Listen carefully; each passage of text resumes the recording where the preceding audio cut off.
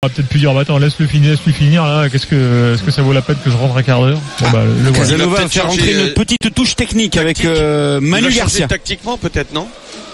Pardon, il reste pareil? Non, il reste pareil, Kerrer glisse à droite. Marquinhos, Thiago Silva, Kipembe, trois axiaux, Bernat à gauche et Kerrer à droite.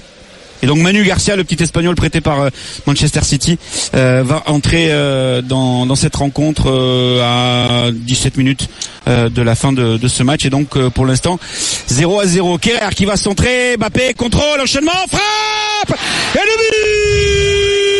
but pour le Paris Saint-Germain.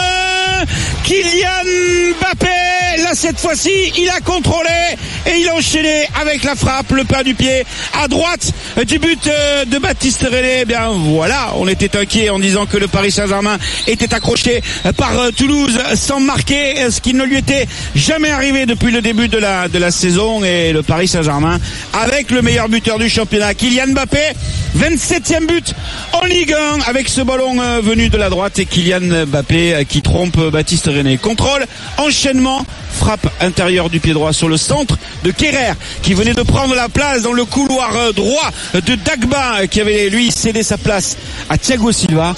1-0 pour le Paris Saint-Germain. L'ouverture du score, elle est signée Kylian Mbappé. L'enchaînement est beau. L'enchaînement contrôle frappe est beau.